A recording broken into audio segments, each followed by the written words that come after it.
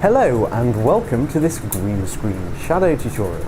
Now I'm out here on location to show you what kind of shots would be quite hard to green screen. For example, the camera is moving along a camera slider, and to my left there's quite a heavy shadow. However, it might be hard but not impossible, because the shot was in fact green screened.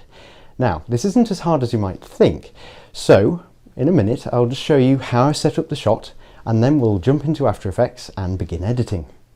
There are two main topics I wanted to cover with this tutorial, which are having a moving camera in a green screen shot and casting an accurate, detailed shadow. Having a moving camera means that it has to make the same move in both the on-location shot and the studio shot. This is best done with a motorized camera slider with a fixed speed, but if like me you don't have access to one, it's quite possible to build one out of Lego.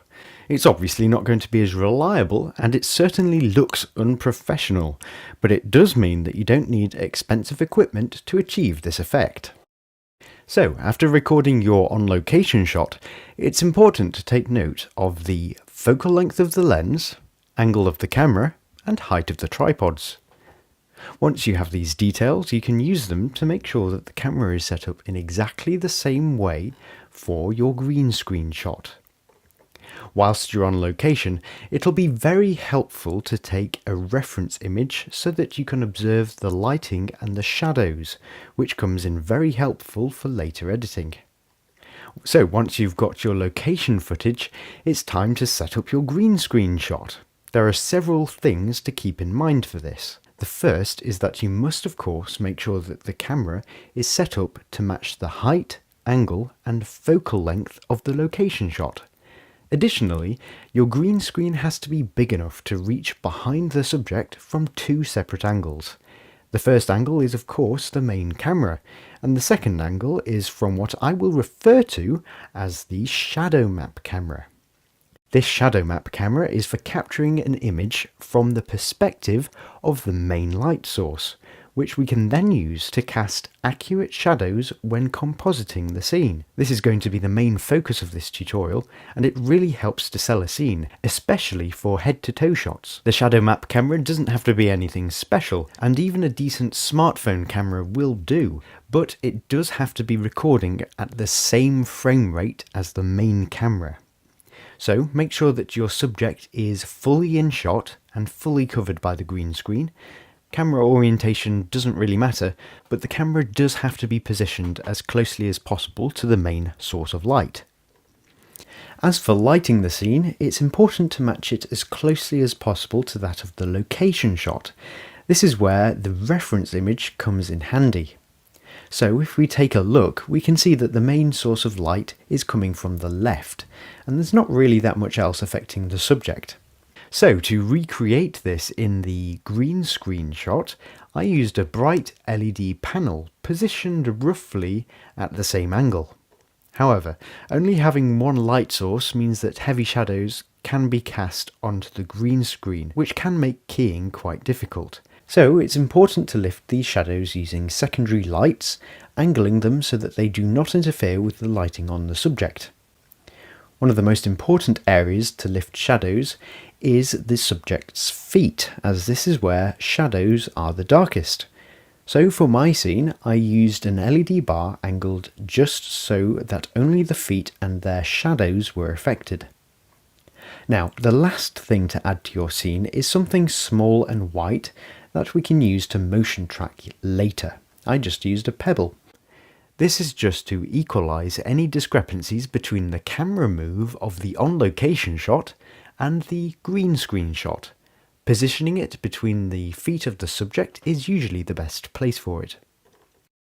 When you've started both cameras rolling, it's important to give yourself some event to align them up with. A clap at the beginning or end is perfect for this. So, now that I've covered all that, let's open After Effects and start editing. Okay, so if you've done all this correctly, you should have three separate clips. One of the location, one of the main green screen, which is going to be composited over the location camera, and a shadow map viewpoint. So what we need to do is select these 3 clips and drag them into After Effects. And what we're going to do is select the green screen clip, which is the main green screen camera, and make a new composition with it. And what we need to do is track this so that we are anchoring the image at this point that we added, this white track point. So we'll right click the footage and select Track Motion, which opens the tracker tool. And what we need to do is move track point 1 to that point that we want to track. And we'll just make sure that we are on the first frame and change the track type to Stabilize and then Analyze Forward. So once that's done, we can hit Apply and then OK. And what this has done is basically remove the horizontal movement but kept the perspective change, which is the important bit and the reason why we had a moving camera in the green screen footage. Tracking this point means that the slight discrepancies are removed from at least one of the footage sources. It just adds an extra safety net really for any slight errors in the movement. So now that we've done that, we can pre-compose it. So we'll go to Layer, Pre-compose, and we'll call it Green Screen Stabilized, and press OK. So now what we need to do is just add a garbage mask so that we've just got the green screen in shot. So we'll select the pen tool and go to the first frame and just draw a quick mask around the green screen. And what we'll do is, because the perspective changes, we'll press M on the keyboard twice and animate the mask path. So we'll press the stopwatch button and we'll change the mask to none for now, just so that we can see easier what we're doing. And we'll just go forward a few frames and just make sure that it fits with the green screen as it is, the perspective is changing.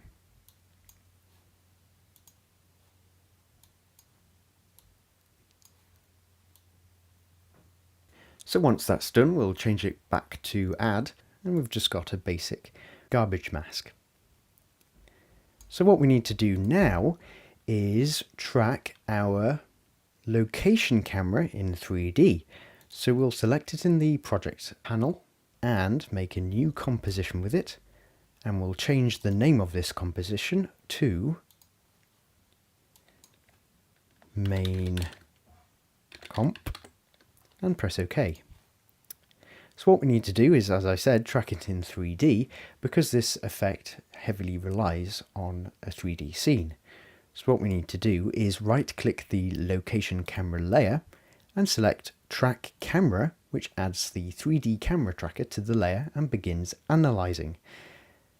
Now, one thing we need to consider with this is the focal length of the lens, because sometimes the 3D camera tracker doesn't actually accurately detect what the focal length of the lens was. So what we need to do is, to avoid perspective problems, tell After Effects basically what focal length we used. And perspective problems are especially apparent when things go towards the edges. So for example, if we added a 3D solid along this surface and After Effects thought that the camera lens was wider than it really was, it would mean that although it would stick nicely to the wall, it would, when it gets further towards the edge, it would stick out further this way, almost as if it were leaning.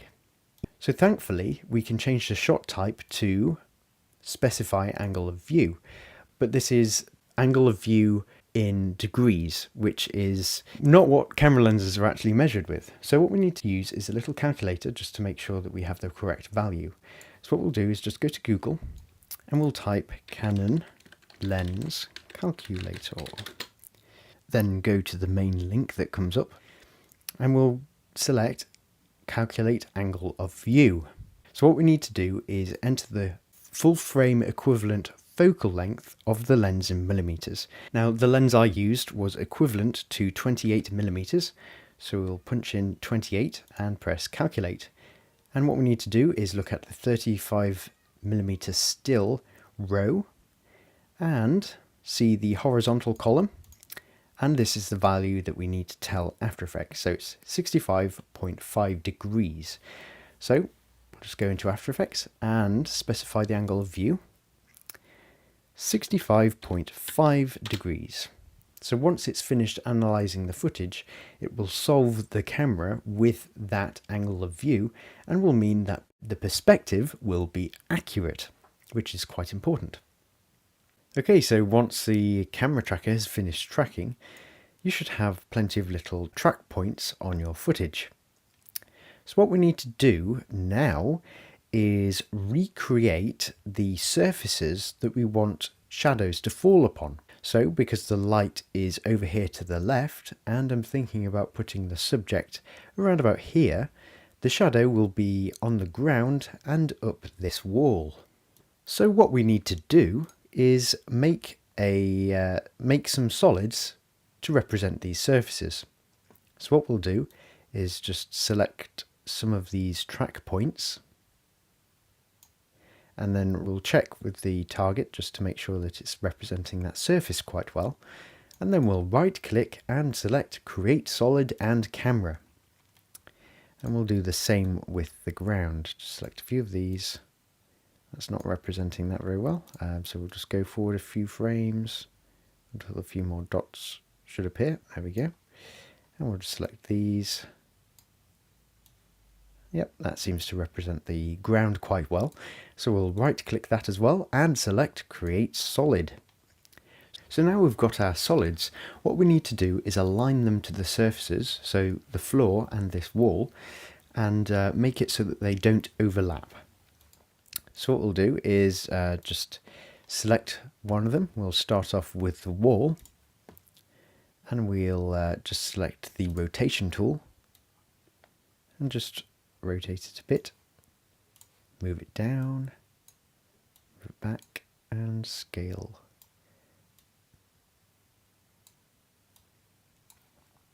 It's important not to move it away from the surface, but just to rotate it and scale it.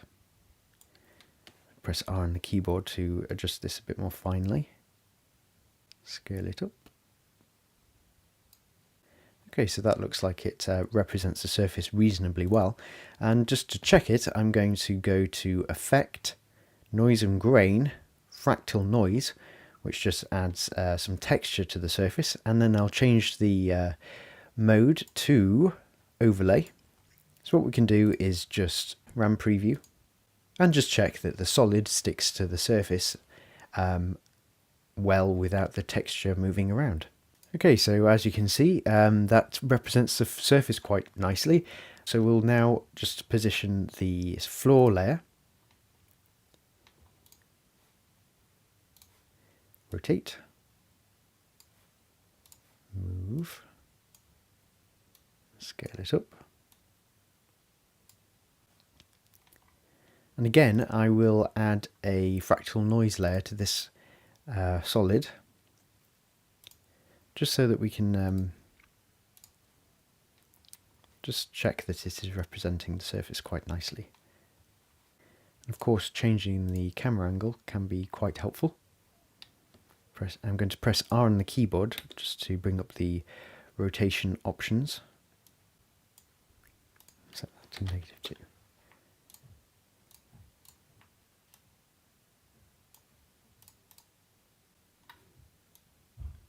Okay, so as you can see, that's looking pretty good. There's no sliding going on with the textures or anything. It really does look like they are stuck to the surfaces.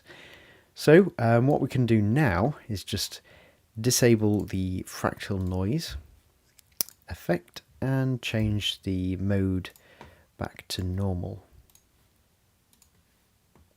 Okay, so what we can do now is bring in our main green screen composition, which is the one we made earlier.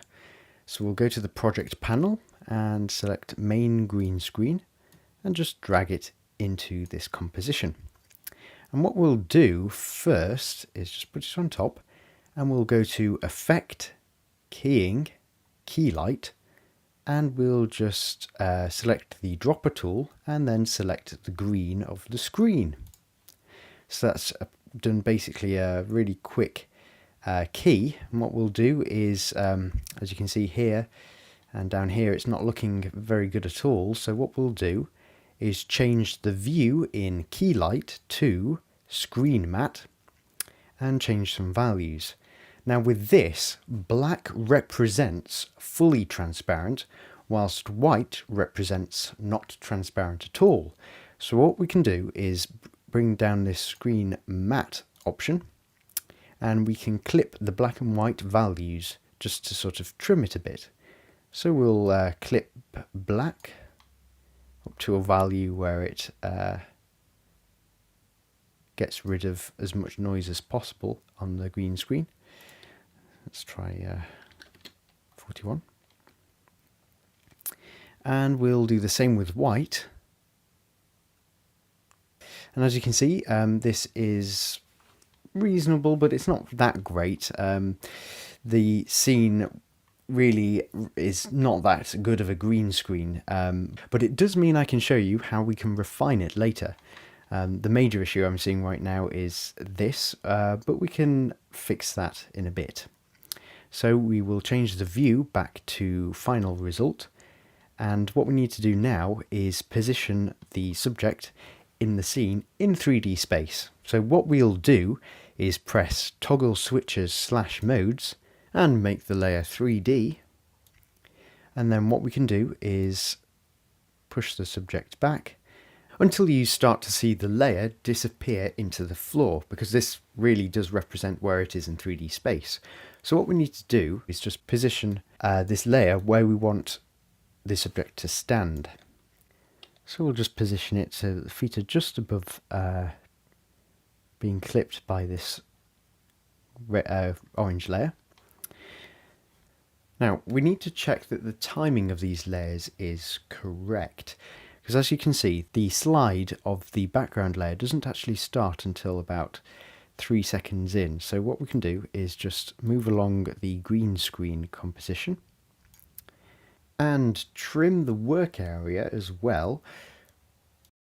Right click it and select Trim Comp to Work Area. So that means that it starts at roughly the same time. So as you can see, as I slide through the timeline, it really does look like the character is standing there in the scene. The main things to note are the perspective on, say, the shoes. You can see that the angle actually does change as if they really were there on the main camera slide. So obviously right now there is no shadow, and this is quite a basic key, and we've got some issues down here, so let's continue and sort those things out. Okay, so the first thing we'll tackle is the key. So what we'll do is select our main green screen layer and go to Effect, Matte, Refine Matte. So we'll make this look a little better. Now already you can see that it has taken away some of that spill, but it's also smoothed out the edges of the key a bit too much, and it's sort of lost a bit of organicness. So we'll just adjust some settings to fix that. So what we'll do is just make a temporary color layer just so that we can see this key a bit better. So we'll go to Layer, New, Solid, and make sure it's comp size, and we'll just have it sort of like pale red, and then press OK. And we'll put this behind the main green screen. So what this does is just means that we can actually see what we're doing a bit better. Right, so let's go back to the green screen layer. One thing we need to consider with Key Light is the replacement method. Currently it's on soft color, but there are two other options, hard color and source. For this tutorial, I'm actually going to stick with soft color, but depending on your scene, it might be quite good to go with one of the other options.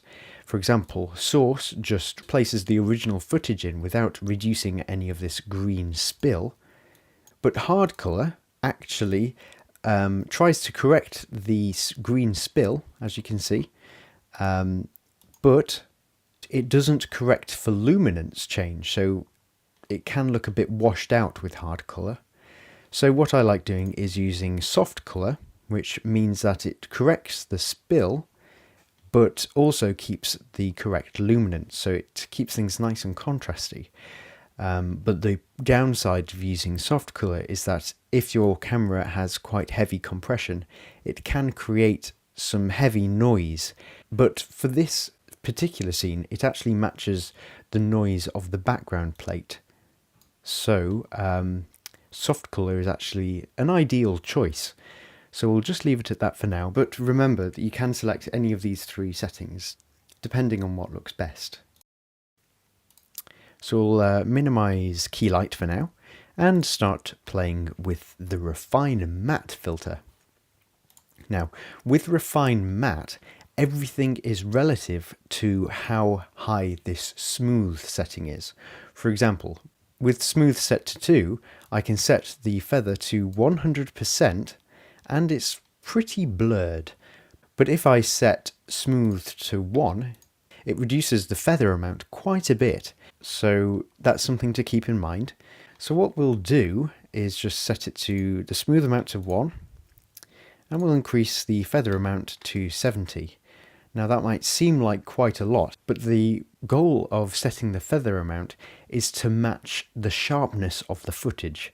So for example, if we look at this point on the hood, you can see that it's not actually pin sharp.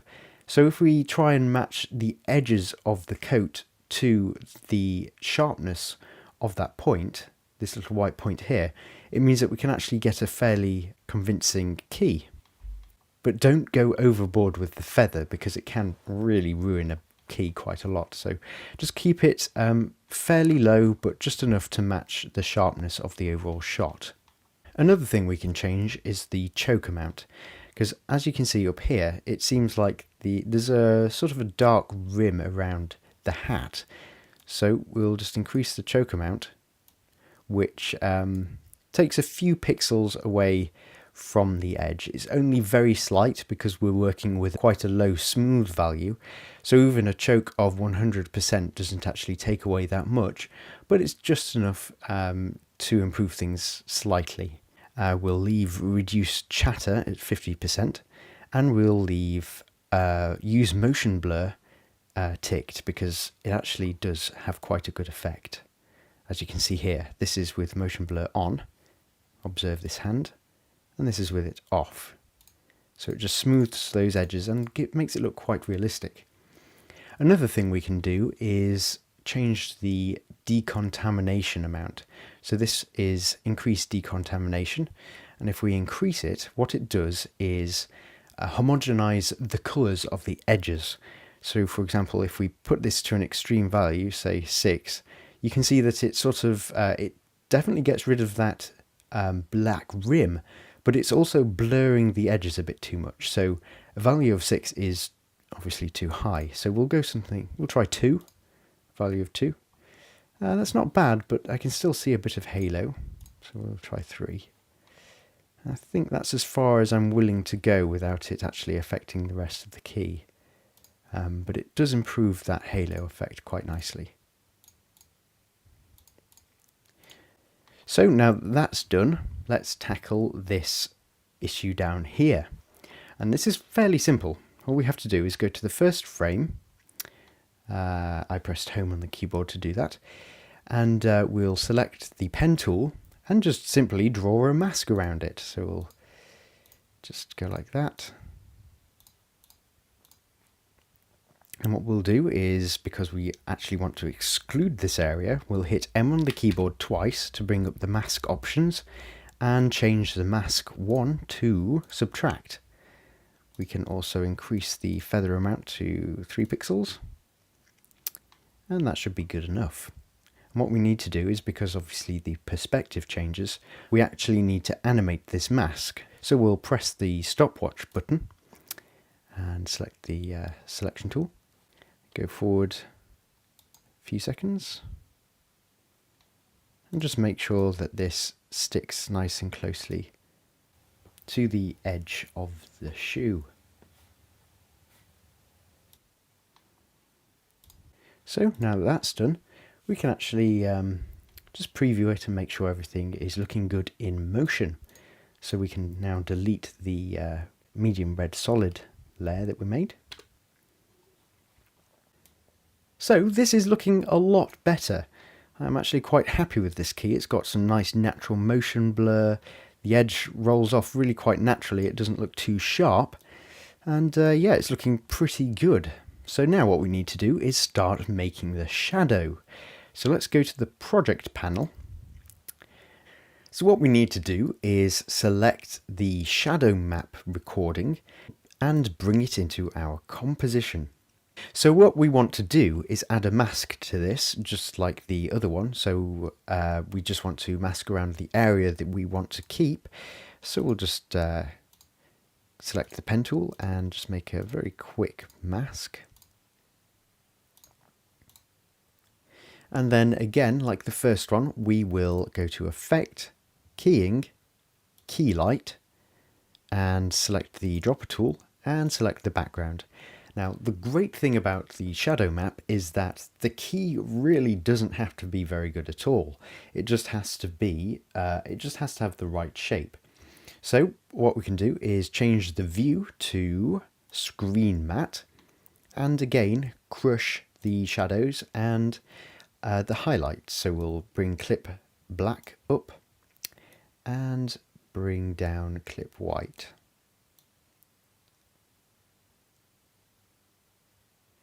Now you can see that there are some issues in the middle here, but because we're going to be blurring this, it won't actually matter at all. It just has to be a very, very rough key.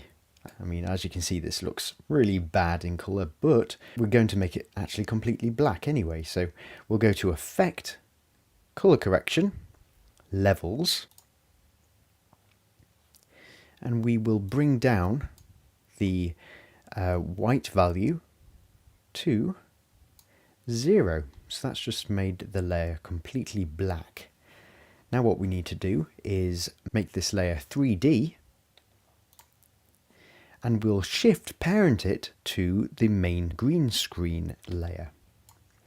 So all that is done is copy the position data of the main green screen layer to the shadow map, which just means that it's put at the right depth for us so we don't have to mess around. So what we'll do is select the rotation tool and just rotate this layer so that it's the right way up. We'll move it to one side, and again select the rotation tool and rotate it on its x-axis so that it is basically almost perpendicular to the main green screen layer. The first thing we'll do is just make it a bit smaller, and this will probably need some tweaking later, but this will do for now. So what we need to do now is create a light in this scene that can use this shadow map layer to cast a shadow upon the solids that we made earlier. So what we need to do is go to Layer, New, Light, and we'll make sure it's a point light, and we'll set Shadow Diffusion to 0 for now, but we will need to turn it up later. And Shadow Darkness needs to be at 100%, and we need to make sure that Cast Shadows is of course selected. So we'll press OK, and that's created a light in our scene, and we'll just move it over to the left here, because that's obviously where the light is actually going to be coming from. And what we need to do is just tell After Effects that we need this layer to be casting shadows. So we'll select it and press A on the keyboard twice to bring up the material options, and we'll set Cast Shadows to On, and we'll set Light Transmission to 100%. Actually, we'll set Cast Shadows to Only, so that it is actually invisible apart from its shadow, so only its shadow is visible. So that's that done. And what we need to do is turn on our solids and change some settings on here. But first, what we'll do is just position the light so that it's closer to where it needs to be, because currently it's actually too far forward. So we'll push it back a bit. And as you can see, there is actually a shadow being cast there, although it's a little far off. We'll press P on the keyboard to bring up the positional options of the light, because it will be easier to adjust those. Oops. So as you can see, there's, a shadow, but the light is actually affecting the main green screen layer. So we need to select it and press A on the keyboard twice and set the accept lights to off and accept shadows to off as well. So this layer is now completely independent of any lights. So what we need to do now is change some values of these solids. So we'll press A on the keyboard twice. We'll select both actually, and press A on the keyboard twice again to bring up the material options, and we'll set accept shadows to only. So now those layers are invisible apart from the shadows that fall upon them. So what we need to do now is position the light and the layer so that it lines up with the feet. So what we can do is just bring down the position options of the shadow map and just play around a bit until we get a value that we're happy with. We'll move it across a little bit. So we'll just move it up a little bit, perhaps a bit closer to the subject. I'm trying to align this bit at the moment because it's important to align the lowest point of the shadow map first. So the lowest bit is obviously this shoe. What we need to do now is obviously align this one as well. So what we'll do is just select the light and just tweak it. Maybe make it a bit higher. And push it back a bit. And there we go, that's where I want my shadow to be. Now currently this is actually way too black for a shadow, but we're actually going to use this as a luma matte, so we can adjust its intensity later. But what we can do for now is just blur it out a bit, because currently it's way too sharp for a shadow. So we'll make sure the light is selected and go to Layer, Light Settings, and increase the shadow diffusion. That's a bit too high. Set it to about 46. Maybe a bit lower, perhaps 30. So this is with a shadow diffusion of 30. And as you can see, it's starting to look pretty cool. But we can see a limit of this effect. Now, because this is a 2D shadow map, it means that the point of origin of the entire shadow is this lowest point, which is this shoe. So this is the lowest point, followed by the next shoe. Now, what this means is that because of the shadow diffusion, the shadow is sharper the closer it is to the thing casting that shadow. So here we can see that this shoe has quite a nice sharp shadow, which then gets blurrier the further away it gets. However, this shadow is immediately blurry. It is a limit of this effect, but did you notice it when you watched the intro video? I'm guessing you didn't, so it really doesn't matter that much.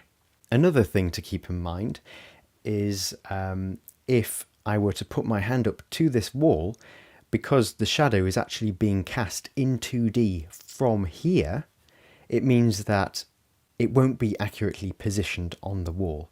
So it's just something to keep in mind when you are using this effect. But as you can see, it's still pretty versatile and is quite convincing too.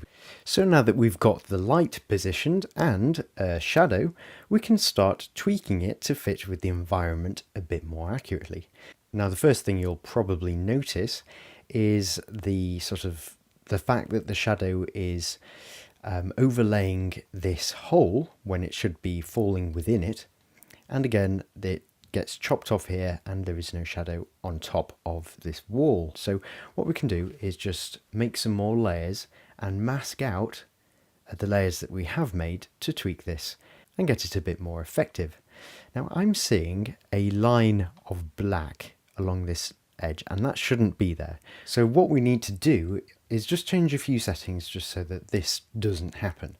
So what we'll do is just select both of the solids we made and press A twice.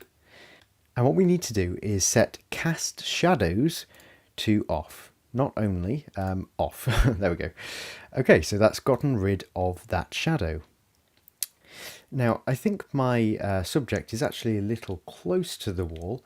So what we can do is just select light, shadow map and main green screen and just move them away from the wall a bit.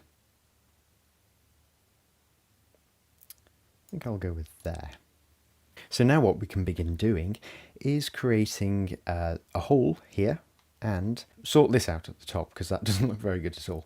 So let's select the wall layer, which is this green one, and we'll select the pen tool, and literally all we have to do is draw a mask around the hole.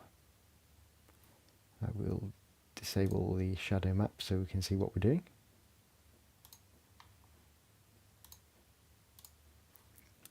And if we enable everything again, you can see that that's obviously doing the wrong thing. So what we need to do is press M on the keyboard twice and change the mask to subtract.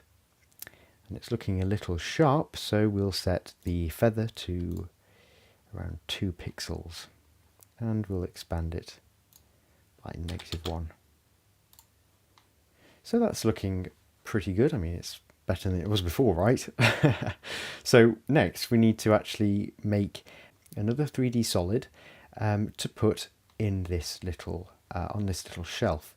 So what we'll do is select the floor layer, press Ctrl D, move it up, slide it along and scale it down.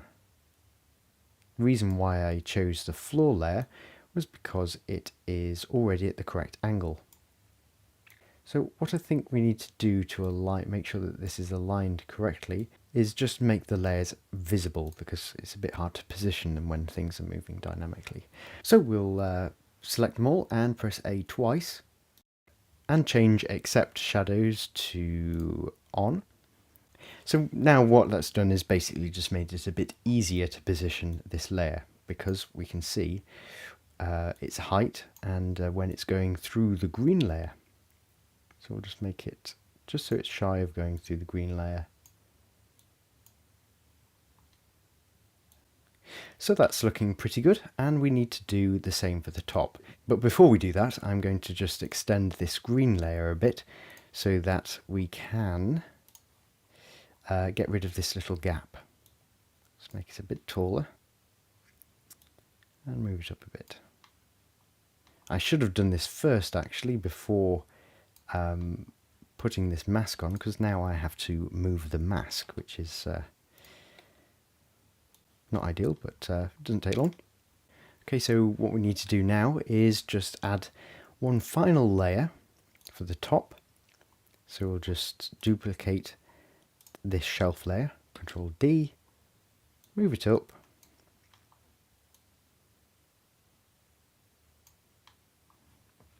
looks like it needs to be rotated a little. So now what we can do is select all of these solids, press A on the keyboard twice and set accept shadows to only.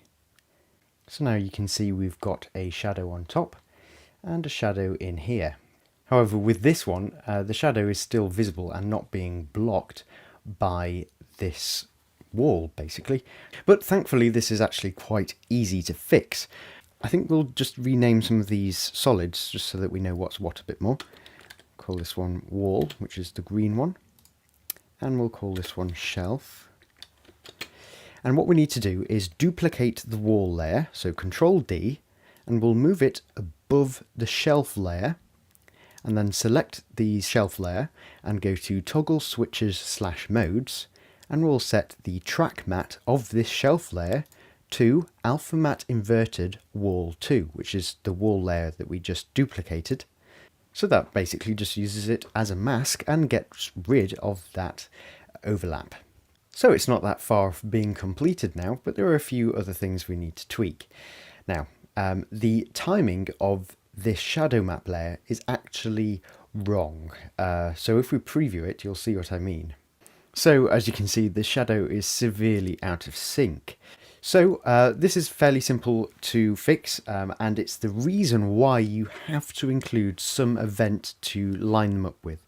Now the event I used was a clap, so we'll just go to the frame where I clap, which is just here, and all we have to do is select the shadow map layer and drag it to match. Obviously this is being quite hard to see, so it's really ideal to do it before you start compositing it in the scene.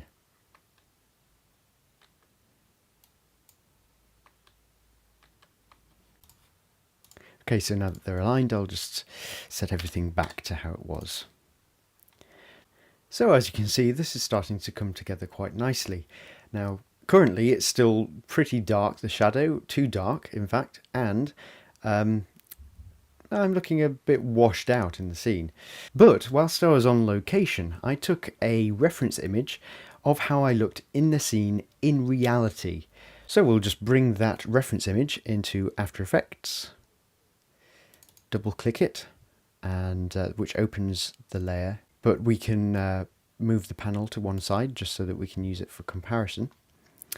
So the first thing I can see is that there is a lot more contrast on the reference image, so I think we should tackle that first.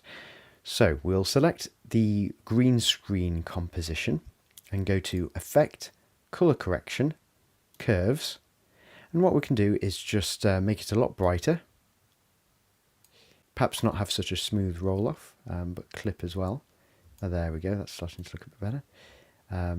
Crush the shadows a little bit, but not too much.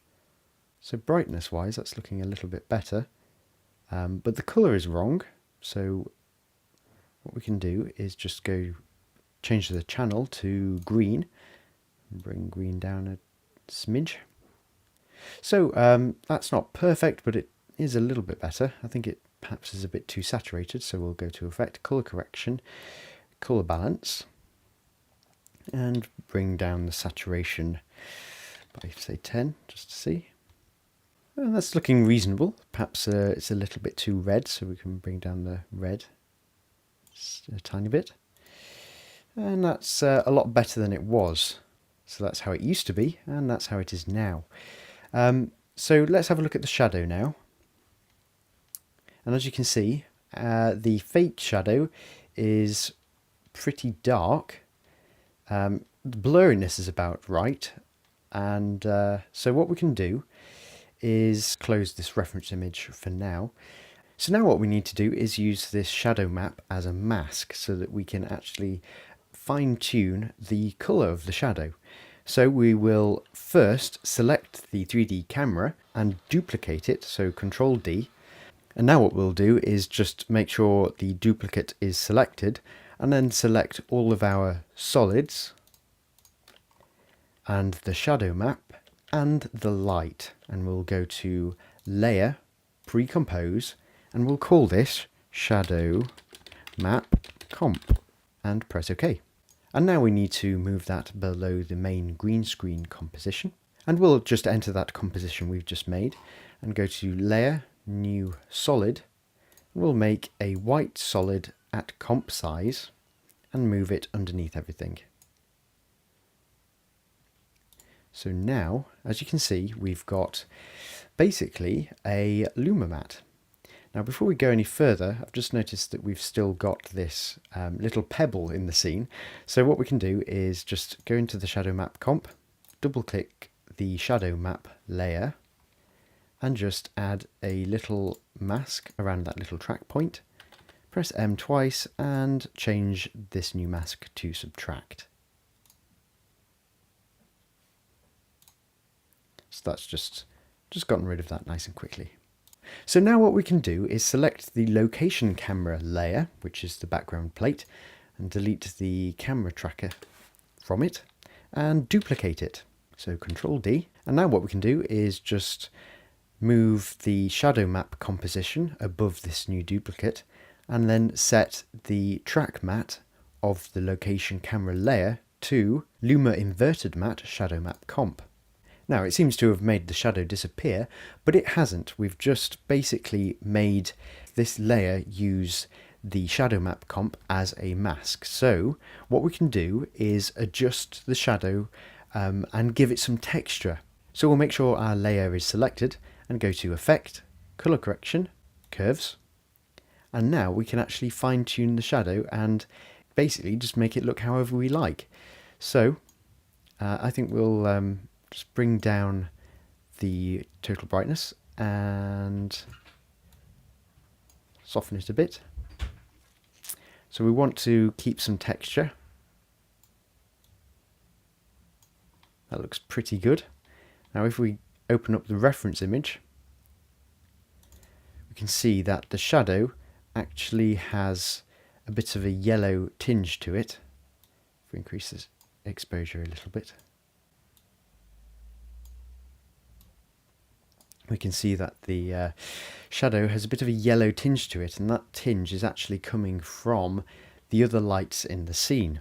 So what we can do is change some RGB values. So we'll go to blue and bring blue down, and go to green and bring that down as well. So that's looking pretty good. Let's reset the exposure. That's looking pretty cool. So one final thing we can do is add a bit of tonality to the shoes, because when I used the LED bar they were lit up and the shadows on them were lifted. So as you can see on this side, it doesn't really look like there's a shadow. So what we can do is just make a new solid, so layer, new solid, and we'll make it black, and then we will make it 3D and shift parent it to the main green screen composition. We'll press T on the keyboard to bring up the opacity and bring it down just so that we can see what we're doing a bit more. And now what we can do is just add a little mask around where we want to create the shadow. So just to add a bit of tonality. And press M on the keyboard twice and feather it a bit.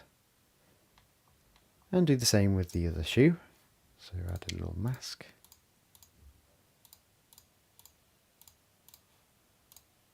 And feather it. And perhaps bring up the opacity. Not too much though, we only want a subtle effect. So that's just added a bit of tonality back to the shoes. Now I think it's time we had a look at what we've made. So as you can see, this is looking pretty good. We've got a nice shadow in this gap, we've got a shadow on top, and we've got a nice accurate and rather detailed shadow. It's looking pretty convincing. And with the colour correction on the subject, it really does look like I'm standing there in the scene. So that's this tutorial finished. I hope you've enjoyed it and have picked up quite a few good tips, and I hope you're able to make some really cool things with the techniques we've learned. I'm Matthew Perks, and I hope you've enjoyed this Tuts Plus tutorial.